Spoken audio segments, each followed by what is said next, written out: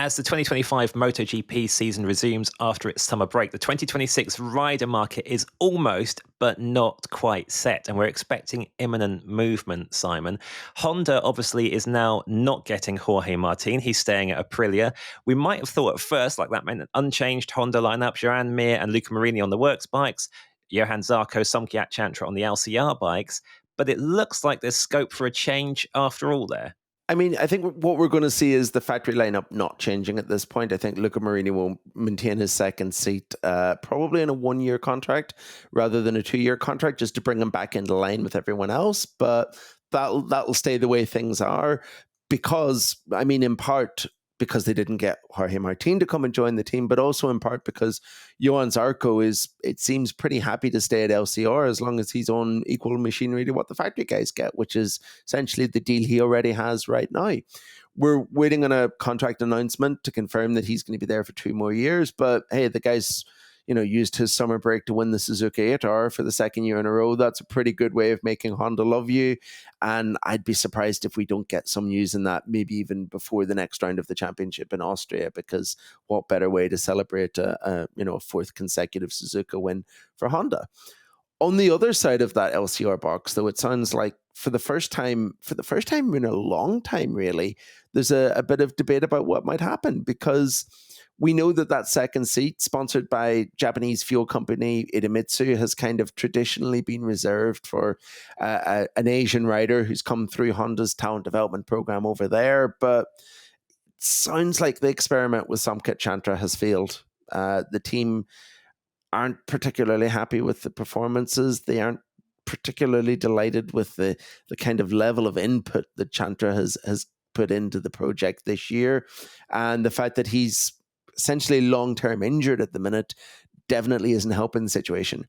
We know that they're interested in the guy that everyone is kind of interested in Moto2 at the minute, Diogo Moreira, because he's also been linked to a switch to a Trackhouse Aprilia at points this year. He's been linked to switches to a Pramac Yamaha at points this year. But it sounds now like maybe there is a way that he becomes the teammate for Zarco, possibly even in an expanded 2-bike Castrol Honda project where that fuel company comes in and kind of takes over from Idemitsu. And I guess we see Chantra moving back to Moto2.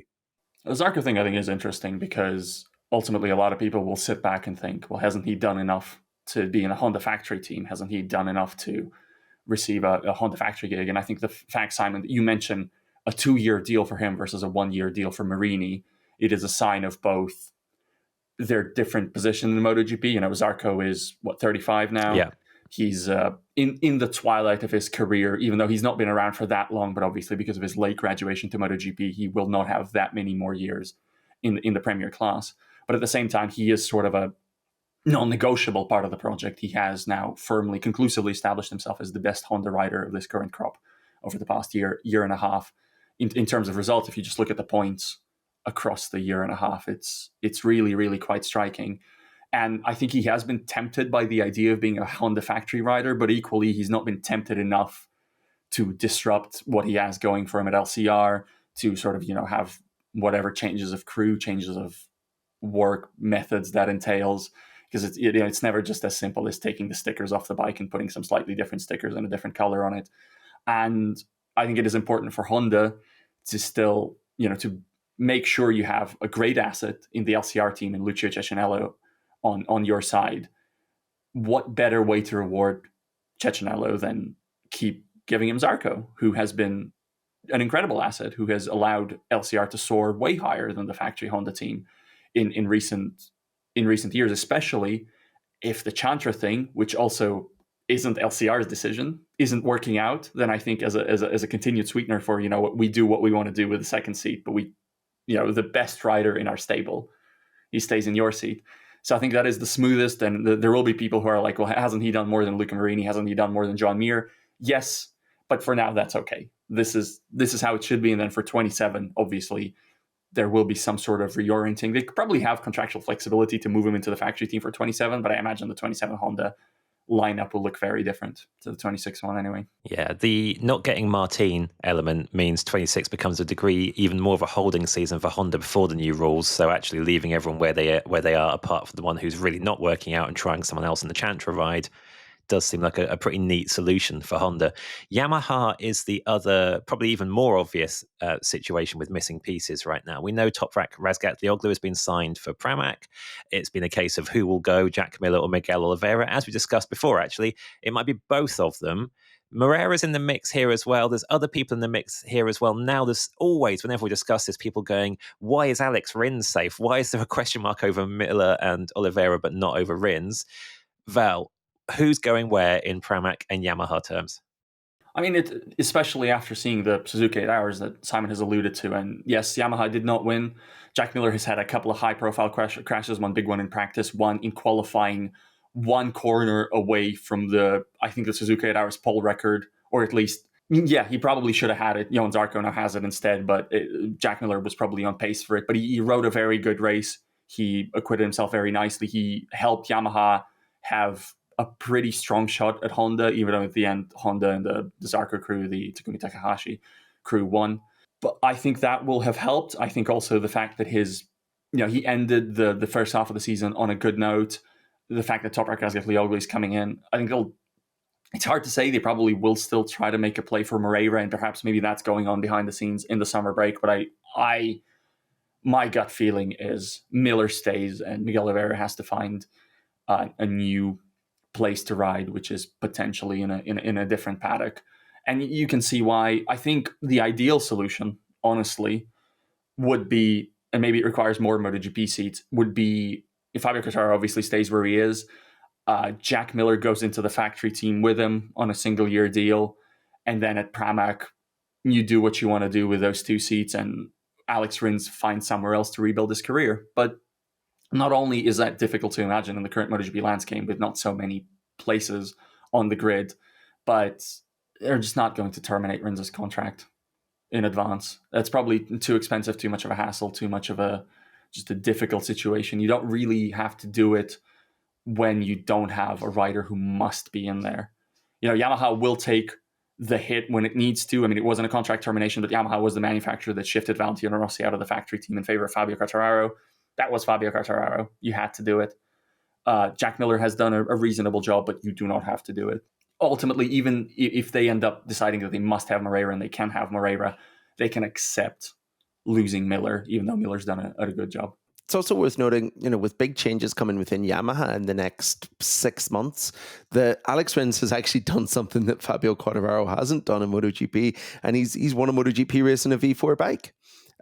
So there is an element of hoping, I think, that the change to the new bike for next season, which is looking quite likely to happen at this point, is something that's going to give Rins a bit of a boost again, that's going to help him find his mojo again, and maybe help him start that rebuilding process. But beyond that, I mean, the guy just looks fairly tightly locked in terms of contract, and Yamaha are not really the manufacturer that is quick to jump at making changes like that.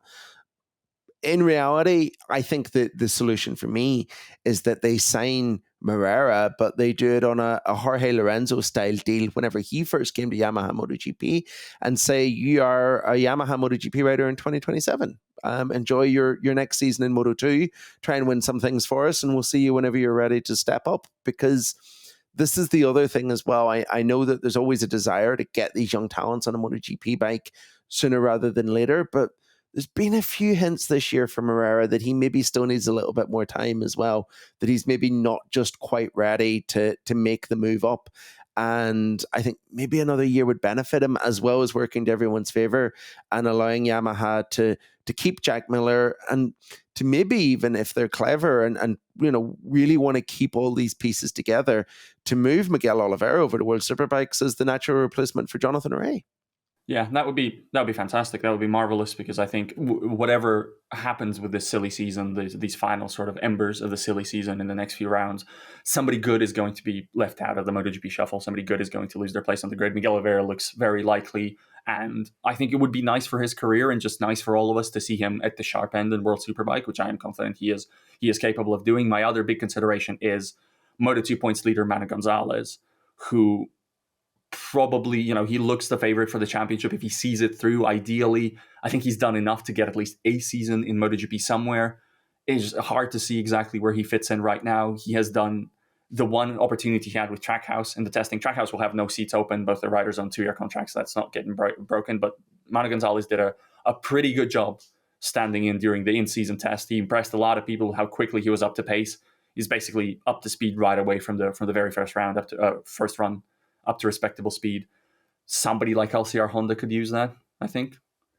Yeah, good option. You mentioned World Superbikes as well for Oliveira. We've read recently rumours of BMW World Superbikes losing Toprak Razgat Lioglu, coming in for Maverick Vinales in an unexpected move. We've read rumours as well, we're speaking of Yamaha, about Enea Bastianini, Vinales' current Tech 3 teammate, being a Yamaha possibility to replace somebody.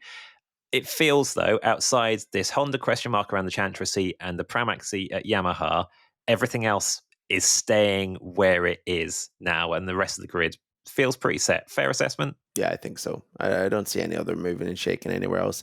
I don't see anyone breaking contract. I think everyone, with the exception of the guys that we've talked about, everyone else is essentially in a 2-year deal that they're going to stay in for the second year of.